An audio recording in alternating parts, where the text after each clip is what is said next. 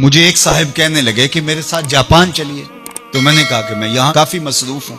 تو انہوں نے مجھے کہا کہ آپ ذرا چل کے دیکھیے تو صحیح، آپ کو 29 سال ہو گئے ہیں تبلیغ کرتے ہوئے، سمجھاتے ہوئے، اور 40 برس آپ کے والد گرامی کو بھی ہو گئے، اور پھر اس کے بعد آگے بھی آپ کے مشائخ، اور اسی طرح آپ اب مبلغین تیار کر رہے ہیں، جمعہ میں بھی یہی خطبہ ہوتا ہے، اجتماعات میں بھی یہی گفتگو کرتے ہیں.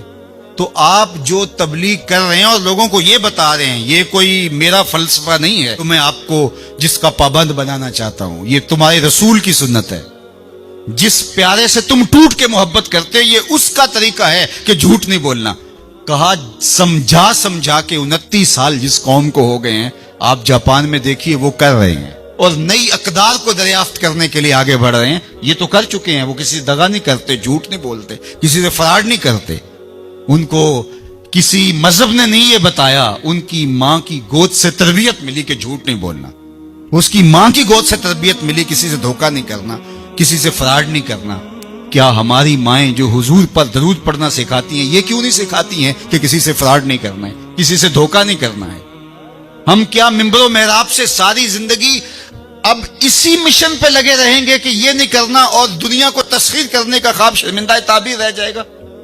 یار جب بچہ ہوتا ہے کچی کلاس کے اندر تو اس کو پورنے ڈال کے دیے جاتے ہیں، آپ کو اگر یاد ہو تو، اور اس کے اوپر وہ لفظ لکھتا ہے، اور وہ میٹرک تک چلا جائے ابھی تک پورنے ہی جو ہے اس کو ڈال کے دینے پڑے، تو پھر وہ کس طرح ماسٹر کرے گا؟ یار ابھی تک ہم سچ بولنے کے عادی نہیں ہوئے، پوری کائنات کے اندر محمد عربی کا دین کیسے پہنچائیں گے ہم کیسے پہنچائیں گے؟ دنیا کہاں سے کہاں چلی گئی اور ہم کہاں کھڑے. اکبر الہ آبادی نے کہا تھا، مس پہ ہے اپنی نظر اور سیم ان کے ہاتھ میں. ہم ابھی تانبے کو دیکھ رہے ہیں اور وہ چاندی بھی اٹھا کے لے گئے. اب وہ کائنات کو تصحیح کرنے جا رہے ہیں، اور ہمارا بھی یہ مرحلہ طے نہیں ہوا کہ ہم سائے کو تنگ نہیں کرنا چاہیے، ہمارا یہ مرحلہ طے نہیں ہوا کہ کسی کو تکلیف نہیں دینی چاہیے.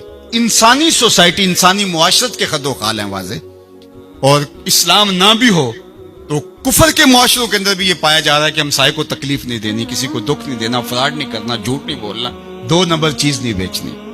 اور ہم کیا ہیں؟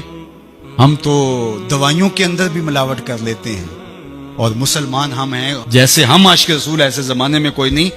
اور جو جان بچانے والی دوائیاں ہیں ان کے اندر بھی ہم ملاوٹ کرتے ہیں. ہمیں شرم آنی چاہیے. ہم کھڑے کہاں ہیں؟ دل مسلمان ہے تیرا نہ میرا، تو بھی نمازی میں بھی نمازی، پڑھے جائیں نمازیں، یہ ٹکرے ہیں اور کچھ نہیں ہے.